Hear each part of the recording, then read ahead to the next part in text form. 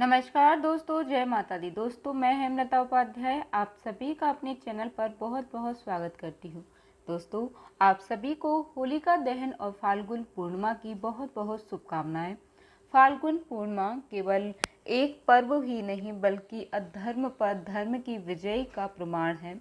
यह दिन हमें भक्त प्रहलाद की अग्नि आस्था और भगवान नरसिंह के प्राकट्य की याद दिलाता है।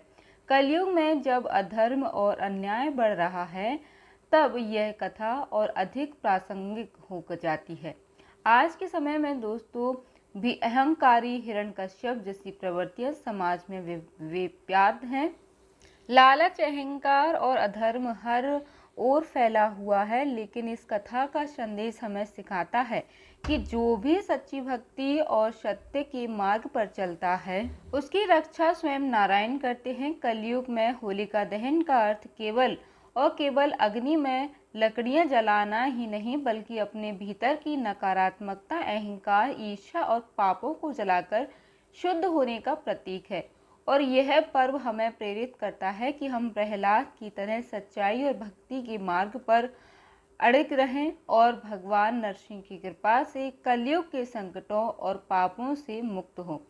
तो प्रिय दोस्तों, आज हम सुनेंगे सभी संकटों से मुक्त कराने वाले पावन कथाओं का। अब आप सभी श्रवण कीजिएगा। प्राचीन काल में एक निर्धन ब्राह्मण था जो अत्यंत धर्मपरायण और सत्यवादी था। वह प्रतिदिन भगवान विष्णु और माता लक्ष्मी जी की पूजा किया करता था, लेकिन दरिद्रता उसका पीछा नहीं छोड़ रही थी। उसकी पत्नी ने एक दिन उससे कहा, स्वामी, क्या कोई ऐसा उपाय नहीं जिससे हमारी निर्धनता दूर हो और माँ लक्ष्मी जी हम पर कृपा करें। तब ब्राह्मण ने कठोर तपस्या का संकल्प लिया और कई दिनों तक अन्न जल त्याग कर गहन उपवास किया। उसकी भक्ति से प्रसन्न होकर एक दिन माँ लक्ष्मी जी स्वयं प्रकट हुई और कहने लगी, वत्स, मैं तुम्हारी भक्ति से प्रसन्न हूँ, मांगो, क्या वर चाहिए।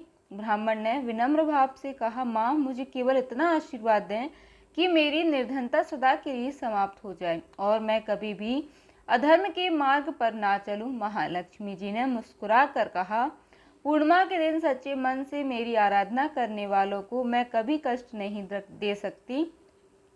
जो व्यक्ति इस दिन दीप जलाकर दान पुण्य करता है, उसके घर में दरिद्रता कोसों दूर भागती है। ऐसा कहकर माता लक्ष्मी अंतर्ध्यान हो गई। फिर ब्राह्मण ने महालक्ष्मी के आदेश का पालन किया और पूर्णिमा के दिन व्रत, दीप दान और दान पुण्य करने लगा। धीरे धीरे उसके जीवन में समृद्धि आने लगी और उसका घर धन धान्य से भर गया।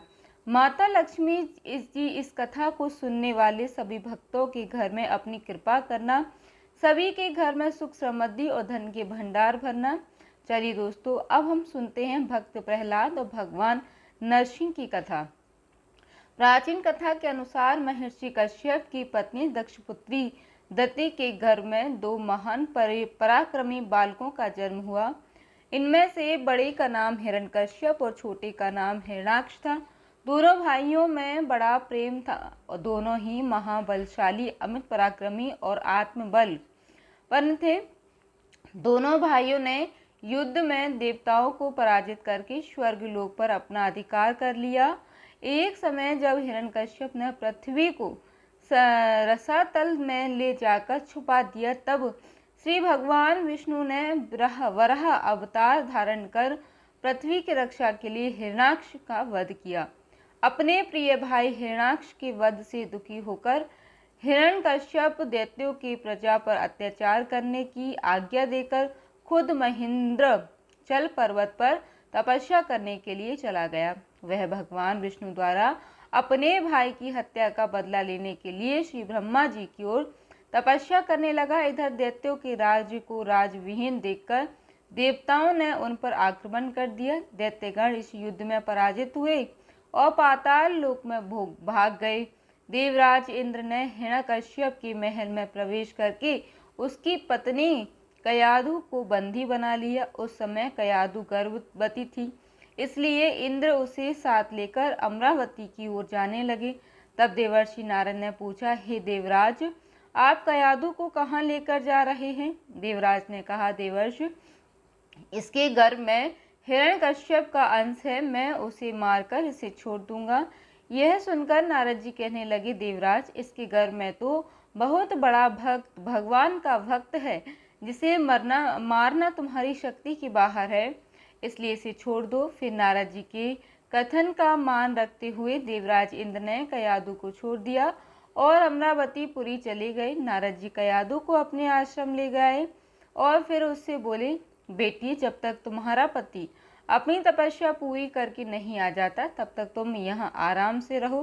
कयादू उस पवित्र आश्रम में नारद जी के शुभ प्रवचनों का लाभ लेती हुई आनंद से रहने लगी, जिसका गर्भ में पल रहे शिशु पर भी गहरा प्रभाव पड़ा। समय होने पर कयादू ने एक पुत्र को जन्म दिया, जिसका नाम प्रहलाद रखा गया। इधर हिरण्यकश्यप की तपस्या पूरी हुई और वह ब्रह्मा जी से मनचाहा वरदान लेकर वापस अपनी राजधानी चला आया। जब प्रहलाद कुछ बड़े हुए तो अब हिरण्यकश्यप ने उनकी शिक्षा की व्यवस्था की। प्रहलाद गुरु के सानिध्य में रहकर शिक्षा ग्रहण करने लगे। एक दिन हिरण्यकश्यप अपने मंत्रियों के साथ सभा में बैठा हुआ। उसी समय प्रहलाद अपने गुरु के साथ वहां गए। प्रहलाद को प्रणाम करते देखकर हिरण्यकश्यप ने उन्हें अपनी गोद में बिठाकर दुलार किया और कहने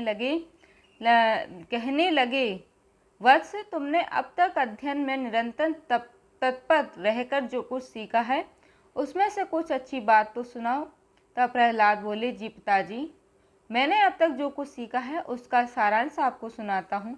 जो आदि, मध्य और अंत से रहित है, अजन्मा, वृद्धि के क्षय से शून्य और अच्युत, समस्त कारणों के कारण, जगत के स्थिति और अंत करता, उन श्री हरि को मैं प्रणाम करता हूँ।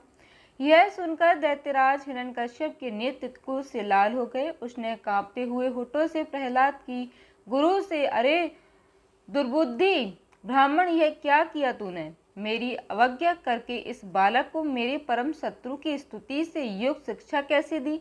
तब गुरुजी ने कहा, दैत्य, आज आपको क्रोध के वशीभूत नहीं होना चाहिए। इतना क्रोध करना ठीक नहीं होता। आपका पुत्र मेरी सिखाई हुई बातें नहीं कह रहा। तब हिरण्यकश्यप बोला, बेटा प्रहलाद, बताओ, तुम्हें यह शिक्षा किसने दी? तुम्हारे गुरुजी तो कह रहे हैं कि मैंने तो इसे ऐसा उपदेश दिया ही नहीं। तब भक्त प्रहलाद कहने लगे, पिताजी, हृदय में स्थित भगवान विष्णु ही तो संपूर्ण जगत के उपदेशक, और उनको छोड़कर और कौन से कुछ सिखा सकता है? भला हिरण्यकश्यप कहने लगा, अरे मूर्ख, जिस विष्णु का तू निशंक होकर स्तुति कर रहा है, वह मेरे सामने कौन है? मेरे रहते हुए कौन परमेश्वर कहा जा सकता है? फिर भी तू मौत के मुख में जाने की इच्छा से बार बार ऐसा बक रहा है।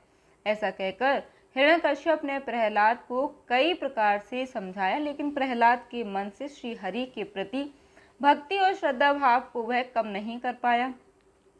तब अत्यंत क्रोधित होकर हिरण्यकश्यप ने अपने सेवकों से कहा, अरे यह तो बड़ा दुरात्मा है, इसको मार डालो। अब इसके जीने से कोई लाभ नहीं, क्योंकि यह शत्रु प्रेमी तो अपने ही कुल का नाश करने वाला हो गया है। इधर हिरण्यकश्यप की आज्ञा पाकर उसके सैनिकों ने प्रहलाद को अनेकों प्रकार से मारने का प्रयास किया, किंतु उनके सारे प्रयास श्रीहरि की कृपा से असफल होते जाते थे। उन सैनिकों ने प्रहलाद पर अनेक प्रकार के अस्त्र शस्त्रों का आघात की, लेकिन प्रहलाद को कुछ भी नहीं हुआ। फिर उन्होंने प्रहलाद के हाथ पैर बांधकर समुद्र में डाल दिया, फिर भी प्रहलाद बच गए। उन सब ने प्रहलाद को बहुत सारे विषैले सांपों से और पर्वत शिखरों से गिराया, लेकिन भगवान की कृपा से प्रहलाद को कुछ भी नहीं हुआ। हिरण्यकश्यप और हिरण्याक्ष की एक बहन थी, होलिका भी। वह भी तपस्या करके शक्तियां और वरदान अर्जित किया करती थी। उसे वरदान स्वरूप एक चादर मिली थी, जिस चादर को ओढ़ने मात्र से अग्नि जला नहीं सकती। प्रहलाद को मारने के सारे प्रयास विफल होते देखकर हिरण्यकश्यप ने अपनी बहन होलिका के साथ मिलकर प्रहलाद को मारने का षड्यंत्र रचा। उसने प्रहलाद से कहा कि अगर उसे अपनी भक्ति पर विश्वास है तो वह अपनी बुआ होलिका के साथ अग्नि में जाकर बैठ जाए, अन्यथा विष्णु भक्ति त्याग दे। यह सुनकर प्रहलाद अपनी भक्ति से सहारे उस अग्नि में बैठने को तैयार हो गए। वेदी मनाई गई और उसके चारों ओर अग्नि का प्रबंध किया गया। होलिका अपनी दिव्य चादर ओढ़कर बैठी, जो उसकी रक्षा अग्नि से करने वाली थी, और उसकी गोद में भक्त प्रहलाद बैठ गए। अग्नि प्रज्वलित की गई, लेकिन भक्त प्रहलाद बिल्कुल भी विचलित नहीं हुए, बल्कि वो तो भगवान की भक्ति में मग्न हो गए। अग्नि बढ़ने लगी। तभी हवा की तेजी से लपटों से उन दिव्य चादर को उड़ाकर प्रहलाद को ढक दिया और आकाशवाणी हुई कि होलिका ने वरदान का दुरुपयोग किया है, जिसके दंड स्वरूप उसकी मृत्यु निश्चित है। और दंड स्वरूप होलिका उसी अग्नि में जलकर भस्म हो गई, उसकी मृत्यु हो गई। इधर उसका भाई हिरण्यकश्यप अपनी प्यारी बहन की मृत्यु की अत्यंत दुखी होकर विलाप करने लगा। इस प्रकार एक बार फिर से भक्त प्रहलाद की भक्ति की विजयी हुई और अधर्म का नाश हुआ। प्रहलाद को सुरक्षित देखकर प्रजा में बड़ा संतोष दिखा। प्रजा ने उत्सव मनाया। यह बुराई पर अच्छाई की विजय है, अधर्म पर धर्म की विजय और क्रोध पर प्रेम की विजय है। प्रजा ने अपना आनंद अलग अलग रंगों में रंगोत्सव मनाकर कर दिया। अच्छे अच्छे पकवान बनाए गए, गीत गाए गए। होलिका की अग्नि में जलकर भस्म हो जाने का और प्रहलाद को फिर से जीवित बच जाने का समाचार जब दूतों ने हिरण्यकश्यप को सुनाया तो वह अत्यंत सुबत हुआ और उसने प्रहलाद को अपनी सभा में बुलवाया। हिरण्यकश्यप ने प्रहलाद से कहा, ये दुष्ट जिसके बल पर तू ऐसी बहकी बहकी बातें करता है, तेरा वह ईश्वर कहाँ है? अगर वह है तो मुझे इस खंबे में क्यों नहीं दिखाई देता? तब प्रहलाद ने कहा, पिताजी, मुझे तो वे प्रभु खंबे में भी दिखाई दे रहे हैं। यह बात सुनकर हिरण्यकश्यप क्रोध के मारे खुद को संभाल नहीं सका और हाथ में तलवार लेकर सिंहासन से कूद पड़ा और बड़े जोर से उस खंबे में एक चूर मारा। उस समय उस खंबे से बड़ा भयंकर शब्द हुआ और उस खंबे को तोड़कर एक विचित्र प्राणी बाहर निकलने लगा, जिसका आधा सिर सिंह और का आधा मनुष्य का था। यह भगवान श्री हरि का रहस्य अवतार था। उनका रूप बड़ा भयंकर था। उनकी तपाई हुई सोने के समान पीली पीली आंखें थीं। उनकी दाढ़ी बड़ी विकराल थी और वे भयंकर शब्दों से गर्जना कर रहे थे। उनके पास जाने का साहस किसी में भी नहीं रहा। यह देखकर हिरण्यकश्यप सिंहनाद करता हुआ हाथ में गदा लेकर नरसिंह भगवान पर टूट पड़ा। भगवान भी हिरण्यकश्यप के साथ कुछ देर तक युद्ध लीला करते रहे और अंत में उसे झपट कर दबोच लिया और उसे सभा के दरवाजे पर ले जाकर अपनी जांघों पर गिरा लिया और खेल ही खेल में अपनी नखों से उसके कलेजे को फाड़कर उसे पृथ्वी पर पटक दिया। इसके बाद वहां उपस्थित अन्य असुरों और दैत्यों को भी खदेड़ खदेड़ कर मार डाला। भगवान का क्रोध बढ़ता ही जा रहा था और भगवान हिरण्यकश्यप के ऊंचे सिंहासन पर विराजमान हो गए। उनके क्रोधपूर्ण मुखाकृति को देखकर किसी को भी उनके निकट जाने, उनको प्रसन्न करने का साहस नहीं हो रहा था। हिरण्यकश्यप की मृत्यु का समाचार सुनकर उस सभा में ब्रह्मा, इंद्र, शंकर भी, देवगण, ऋषि, मुनि, सिद्ध, नाग, गंधर्व आदि पहुँचे और थोड़ी दूरी पर स्थित होकर सभी ने भगवान की अलग अलग स्तुति की, लेकिन भगवान का क्रोध शांत ही नहीं हुआ। तब देवताओं ने माता लक्ष्मी को उनके निकट भेजा, लेकिन भगवान के उग्र रूप को देखकर वे भी भयभीत हो गईं। तब ब्रह्मा जी ने प्रहलाद से कहा, बेटा, तुम्हारे पिता पर ही तो भगवान क्रोधित हुए थे, तुम पर नहीं। अब तुम ही जाओ और भगवान का क्रोध शांत करो। तब प्रहलाद भगवान के समीप जाकर हाथ जोड़कर साष्टांग भूमि पर लेट गए। बालक प्रहलाद को अपने चरणों में पड़ा देखकर भगवान दयालु हो गए और क्रोध त्याग कर उन्हें उठाकर गोद में बिठा लिया।